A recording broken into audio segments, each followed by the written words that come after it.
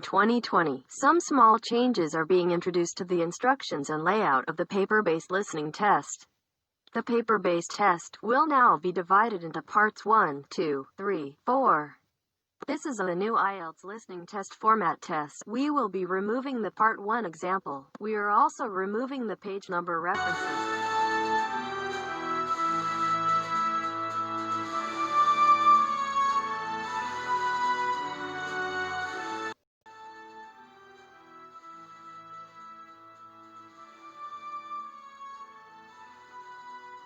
Part 1. You will hear a man phoning a woman about an advertisement he has seen in the paper for some furniture. First, you have some time to look at questions 1 to 5.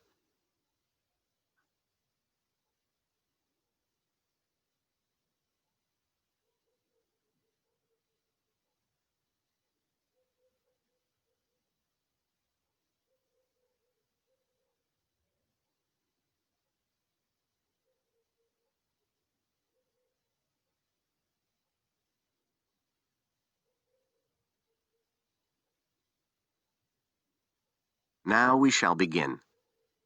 You should answer the questions as you listen, because you will not hear the recording a second time.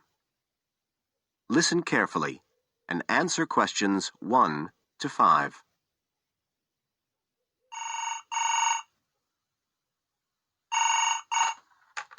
Hello? Oh, hello. I'm ringing about the advertisement in yesterday's newspaper.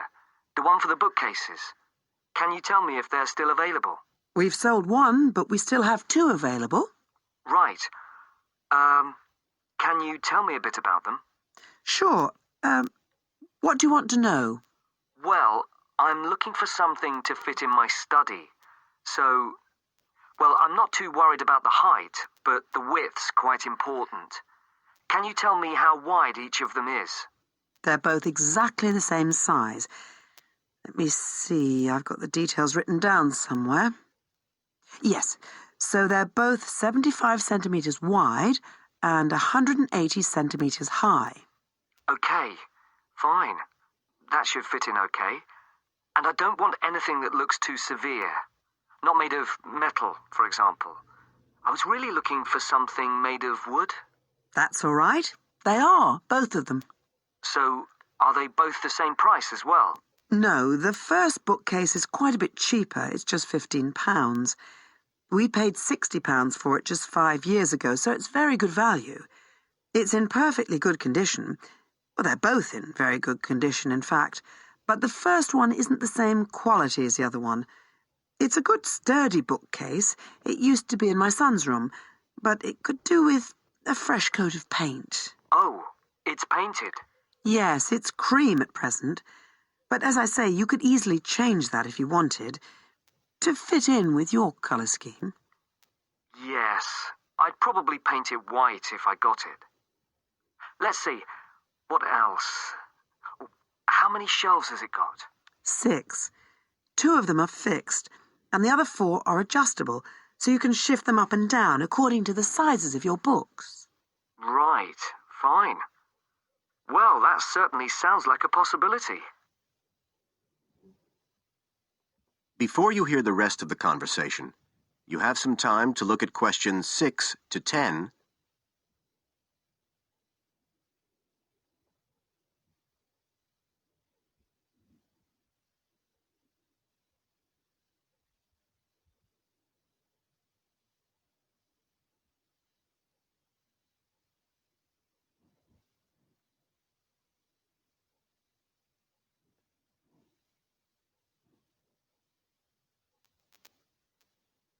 Now listen and answer questions 6 to 10.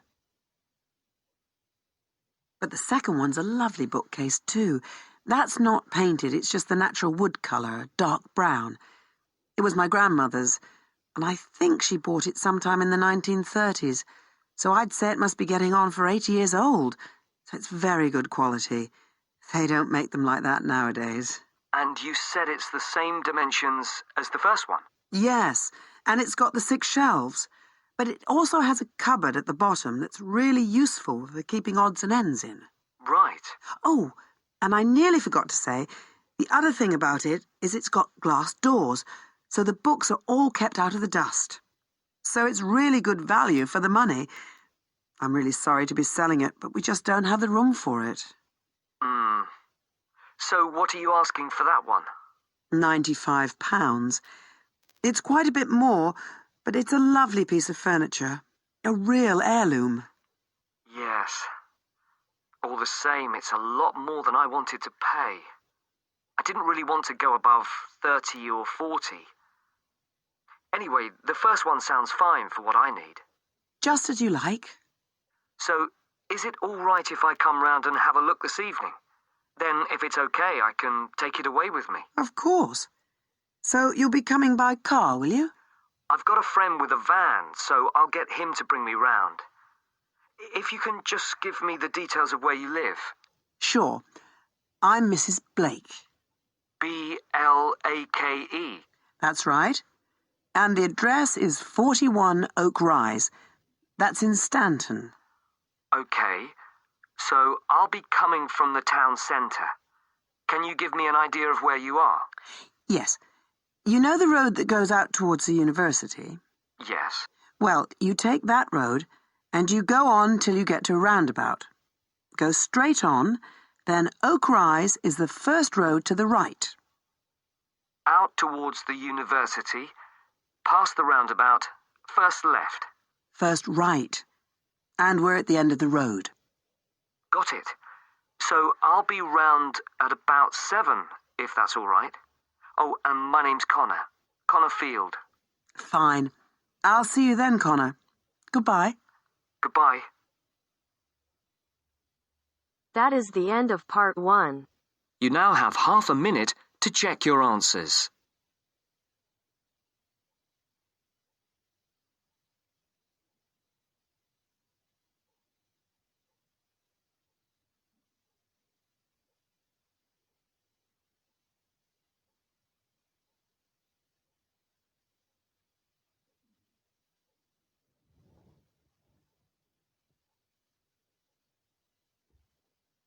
Now turns to part 2.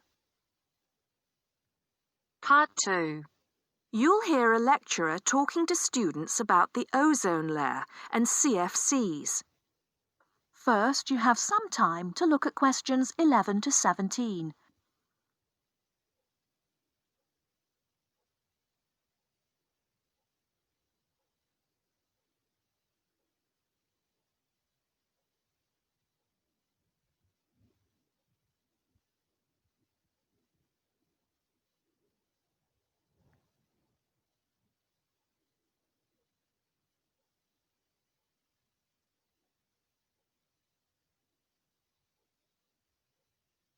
Now, listen carefully and answer questions 11 to 17.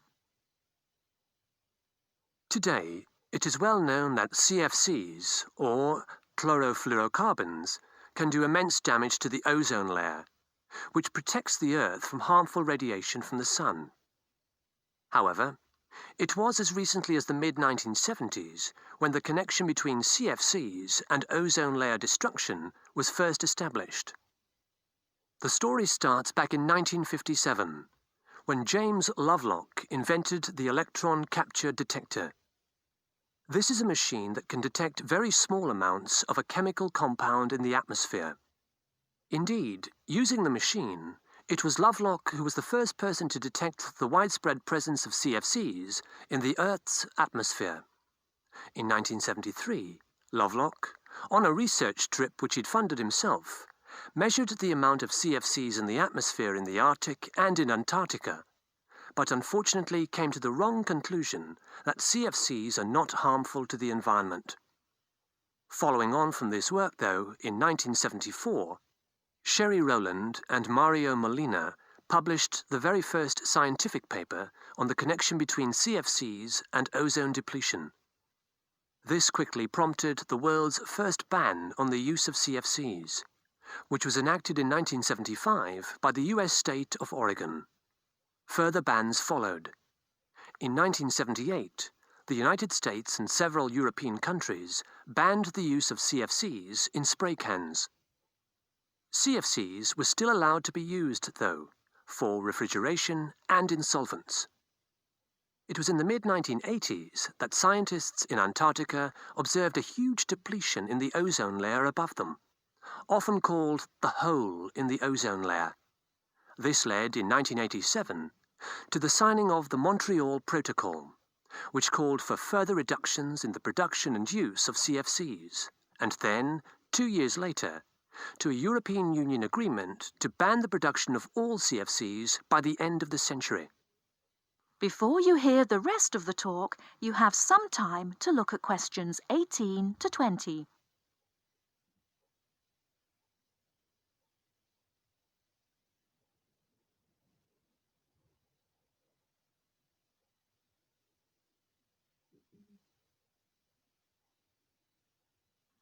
Now listen and answer questions 18 to 20.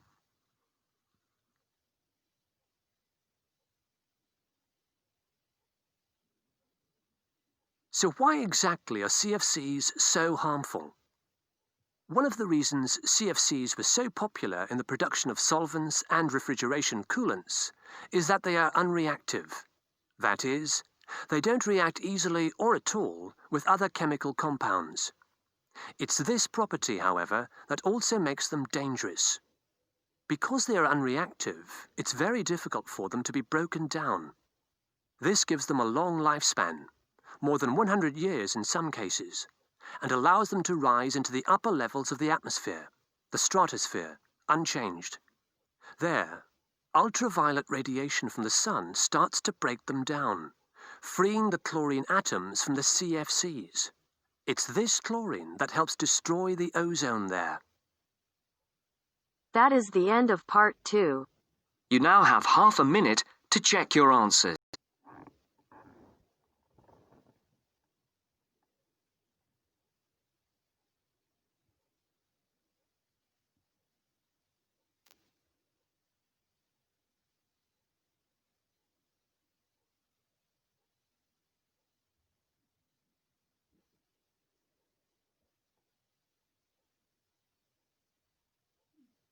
Now turns to part 3. Part 3. You will hear a conversation between a student and an accommodation officer. First, you have some time to look at questions 21 to 24.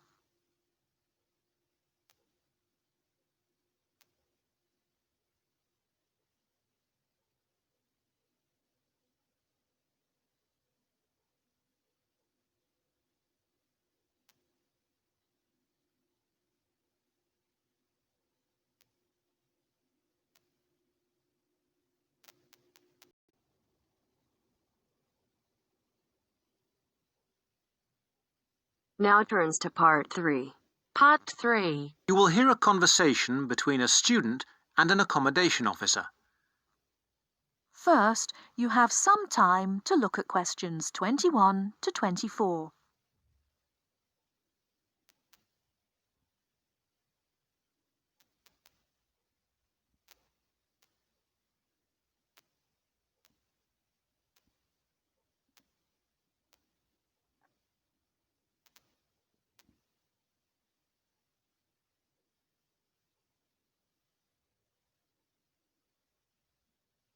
Now, listen carefully and answer questions 21 to 24. Well, you have left things a bit late. Have you tried looking for somewhere in Newbridge? Newbridge? No, I haven't. I've never heard of Newbridge. Well, let me show you. I've got a map here. Here's where everything is. You come into Newbridge over the bridge, and the main road in front of you is, surprisingly enough, the High Street. This is one of the main streets. And branching off to the left, you can see there, is West Street. That is another busy part of town. I see. Now, as I was saying, here is the High Street, and here is West Street going left.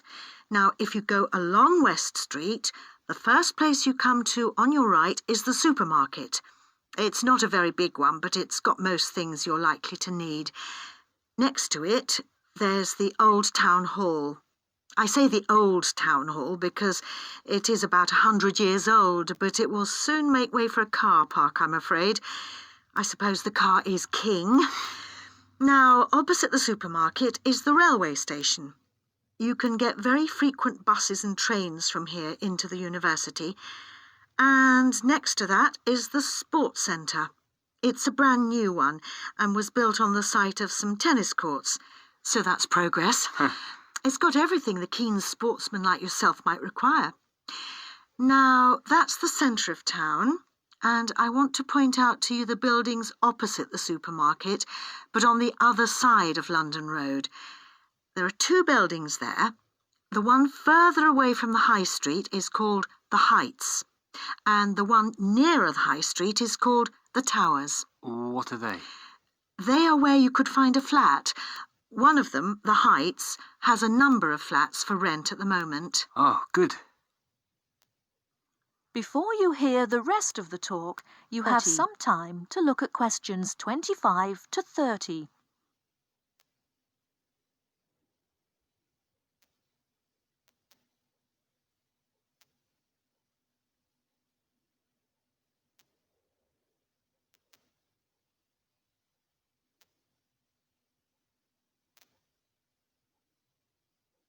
Now listen and answer questions 25 to 30. Now, the first one is flat 4. That's a nice flat with a balcony, and you need to apply to the Newbridge Accommodation Agency to ask about that one. You'll find their number in the phone book. Number 6 is another nice one which has been empty for a while, and you can ring the owner directly, I think. Yes, I've got her number written here. There it is. Right, thank you. Good. Now, number 8 is a re-advertisement. What do you mean? Well, it did have a tenant, but now it is for rent again, so I'd like to ask about that one. Leave it with me and I'll look into it for you. Then we can talk about it when I've got more information. Okay. Are there others in this block? Yes, there's number 10. Now, this one's a bit strange. It's advertised with an agency as well as privately in the local paper. Normally, if it's advertised through an agency, you shouldn't really go behind the agency and go directly to the owner. But on this occasion, I suggest you just answer the advert here in the newspaper, which the owner has obviously put in. Okay. Finally, there is number 14. This is with the New Start agency. This is an agency started by the girl who was my assistant here, and she left to make money for herself, so she's not my favourite person. But I'm afraid I would have to advise you to go through the agency anyway. Again, their number is in the phone book. All right, is that something for you to be starting with? That's great. But what kind of place is Newbridge? It's a nice place. It was developed about 100 years ago, really for people who worked in the factories around there. They were clothing factories and everyone worked in them, men, women, boys and girls. Then, when the factories closed down, things got very difficult for the town. There was a huge amount of unemployment until a few years ago when, in the telecoms boom, a company making mobile phones started up. I think your phone was made in Newbridge. And now this company employs most of the people in the town. There are new housing estates on the edge of the town, but they're mostly occupied by young families, and there isn't much student accommodation there. Most flats and so on are in the centre. That sounds good. Well, let me know how you get on. Yes, of course. Thank you. Bye. Bye. That is the end of part 3. You now have half a minute to check your answers.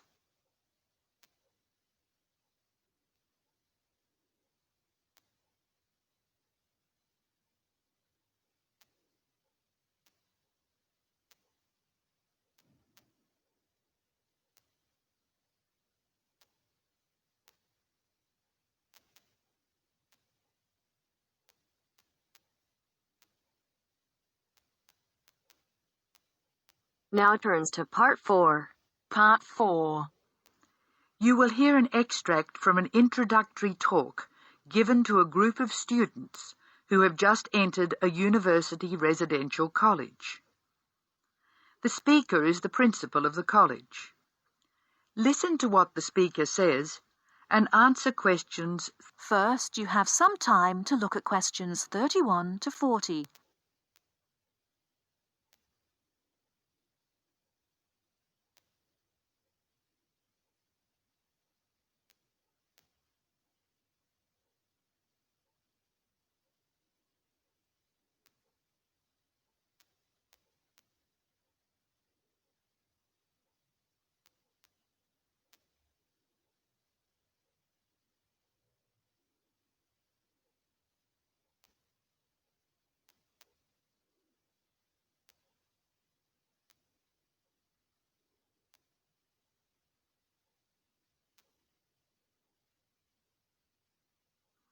Now listen carefully and answer questions 31 to 40. Good morning and welcome to Scholastic House. I'm delighted to see you here. It is my duty to explain to you some of the history of our college and some of the traditions which I hope you will uphold. The idea for Scholastic House was expounded by Samuel Wells in 1898. Wells was a visionary whose ideas were well ahead of his time. He wanted a college which would encourage friendship between people of different races and nationalities. Wells died in 1900 before he could see the college in action. Scholastic House finally began operating in 1903 with 10 students. Those students came from Asia, Europe, and the Americas. At that time, Scholastic House accepted only male students, although it has been co-educational since 1963. 9 of these foundation students went on to lead illustrious lives. The only exception died tragically on his way home from Scholastic House to Sarawak. He had only recently graduated with an honours degree in law, and he was robbed of a brilliant future. The other 9 students, as I said, led very fulfilling lives. 3 became political leaders, 3 became doctors. Perhaps the most famous graduate became a university teacher and was responsible for the introduction of modern teaching training methods in his country. 2 of the original group became senior engineers and went on to deeply influence the way the water systems of their country were exploited. The college ran into hard times during the period of the Great War, 1914 to 1918, when the charter of the college was interpreted to mean that neither students nor staff could take part in the war effort. Many people felt that this indicated a lack of national spirit, and the walls of the college were frequently marked with graffiti. Meantime, outside the college, tens of thousands of young men went away to fight in Europe, never to return. The college was building a reputation for learning and for tolerance of opposing views. Scholastic House debate and discussion nights were open to the public in 1927 and have been available to anyone who wishes to attend ever since. It is a proud tradition of the college that any view may be expressed, provided that it can be defended intellectually. Over the years, topics which were controversial at the time have been discussed and debated. Why should we do this? The publicity we receive is often sensational, and there is no joy in encouraging argument for its own sake.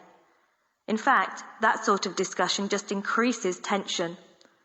The only legitimate reason for our behaviour is that it casts light upon the topic in question and informs the debate. And controversial topics are the ones which most need informed attention. As the world forges ahead, we often find our scientists have outstripped our philosophers. We frequently develop scientific marvels without realizing their full implications. Nowhere is this more obvious than in medicine. We are now able to keep people alive far longer than before. But this medical ability must be measured in relation to the quality of those lives. I urge you to spend your time at Scholastic House wisely. You are the heirs of an excellent academic tradition of which we can all be justly proud. It is your responsibility to continue this tradition of querying where our world is going. Progress is not always upwards. I wish you every joy in your time here, and I hope that I will hear much well-informed debate from you. That is the end of part 4. You now have half a minute to check your answers.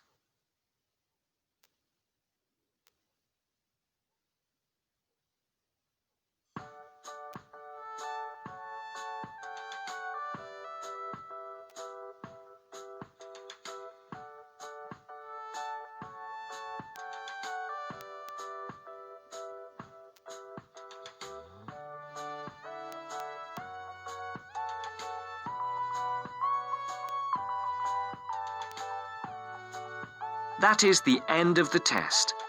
You now have 10 minutes to transfer your answers to your IELTS listening answer sheet.